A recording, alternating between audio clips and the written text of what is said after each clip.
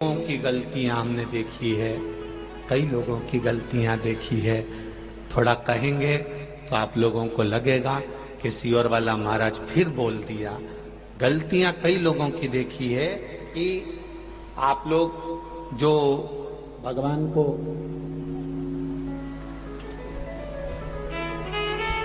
ये शिवलिंग, ये पीठिका, ये शिवलिंग है, ये पीठिका है, ये जलाधारी, ये पीठिका जो है जिस पे शिवलिंग रखा हुआ है, यह माता पार्वती जी का हस्त कमल। कई लोग कहते हैं हम भगवान का पशुपति व्रत करते हैं, हमने ये व्रत करा, वो व्रत करा, उसका फल क्यों नहीं मिला? वो फल क्यों नहीं मिल रहा? उसका कारण केवल इतना सा है कि तुमने जो प्रसाद के 3 हिस्से करे, वो तीनों हिस्से इस पीठिका पर रख दिए, या दिया जलाकर इस पीठिका पर रख दिया, या नारियल इस पीठिका पर रख दिया, फल इस पीठिका पर रख दिया, सामान इस पीठिका पर रख दिया। ये पीठिका जिस पर भगवान शंकर का शिवलिंग रखा है, ये पार्वती जी का हस्त कमल है। इसको अच्छे से समझ लो, ये माता जानकी जी का हस्त कमल है, माता पार्वती का स्थान है। दिया इस पर मत रखना। 3 हिस्से प्रसाद के करे तो जमीन पर करो, इसके ऊपर रखकर नहीं। 3 हिस्से में से 1 हिस्सा भी इसके ऊपर नहीं रखाना चाहिए। भोग भी लगाओ तो नीचे रखो, उसके ऊपर नहीं, पीठिका पर नहीं। कई माताएं तो लोटा भी धर देती है उसी पे। कई माताएं दिया जलता हुआ उसी पर रख देती है। कई माताएं सारा सामान उसी पर रख देती है।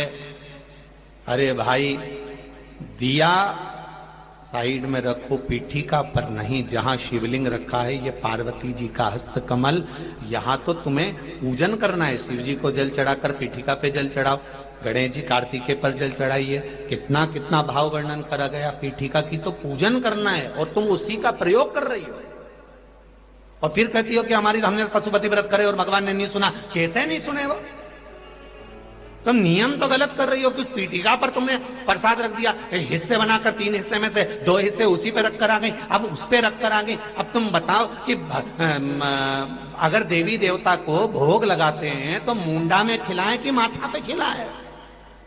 कोई भी सामग्री पीठिका पर नहीं रखना। पूजन करो, जल चढ़ाओ, फूल चढ़ाओ, बेलपत्री चढ़ाओ, कुंकू चढ़ाओ, तुम्हारी मर्जी पड़े चंदन चढ़ाओ, लाल चंदन चढ़ाओ, पीला चंदन चढ़ाओ, तुम्हारा मन पड़े वैसा तुम भगवान की आराधना करो। पर पीठिका पर कोई ऐसी वस्तु ना रखे जिससे पीठिका पर रखा हुआ सामग्री के कारण भगवान का अपमान हो जाए, माता का अपमान हो जाए। भगवान शंकर का शिवलिंग केवल शिवलिंग नहीं होता, वहां शिव और शक्ति तीनों विराजमान होते हैं।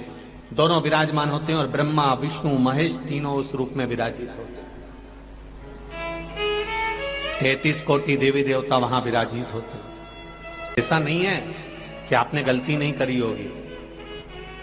गलती मनुष्य ही करता है, और मानव का पुतला है। गलती तो हर मानव से होती है, चाहे आप हो चाहे हम हो। संसार में कोई अच्छा पैदा नहीं हुआ कि इसने कोई गलती नहीं करी होगी। गलती करो, खूब करो। मनुष्य है ना, मानव का शरीर है ना। कोई तुमसे कहे कि तुम गलती, तो कह देना सियोर वाला महाराज बोलकर कहा, गलती करो, खूब करो। पर शिव महापुराण की कथा कहती है, गलती करो, खूब करो, पर किसी का गलत मत करो। बस शंकर की कथा यह कह रही है। गलती करोगे चल जाएगा, ऊपर मुंह दिखाओगे माना जाएगा, गलती करोगे स्वीकार हो जाएगा। क्योंकि यह मनुष्य का शरीर है, ये गलती नहीं करेगा तो कौन करेगा? अपन कोई बहुत बड़े बहुत विद्वान तो है नहीं कि अपन गलती नहीं करेंगे। गलती करो, खूब करो, पर किसी का जिंदगी में गलत, जम के बोलो, मत करो। गलती स्वीकार हो जाएगी, पर किसी का किया हुआ गलत स्वीकार नहीं होगा। किसी को धक्का दे दिया, किसी के लिए अपशब्द कह दिया, किसी को ताने दे दिए, किसी को गाली दे दी, किसी का बुरा कर दिया। आप गलती करो तो ये शरीर स्वीकृत करेगा, पर गलत नहीं करना हमको कि उसके लिए हम गलत सोचें, उसके लिए हम गलत विचार करें। कोई आपको अगर अपशब्द भी कहे, आप उसके निर्णय का इंतजार करना। आप रुकना जरा, आप अपशब्द मत बोलना, आप उसके निर्णय का इंतजार करना। कुरुक्षेत्र की भूमि में आज भी रिसर्च करा जा रहा है कि भगवान कृष्ण ने जो गीता का ज्ञान दिया था, वो गीता का ज्ञान कुरुक्षेत्र की वायुमंडल में आज भी भ्रमण कर रहा है। उस गीता के ज्ञान को पकड़ने के लिए ना जाने कितने यंत्र कुरुक्षेत्र की भूमि पर लगाए गए हैं उसको पकड़ने के, क्योंकि शास्त्र कहता है, भविष्य पुराण कहती है, अग्नि पुराण कहती है, हमारे मुख से जो निकलता है वो कुछ दिन में घूम कर वापिस हमारे पास में आ जाता है।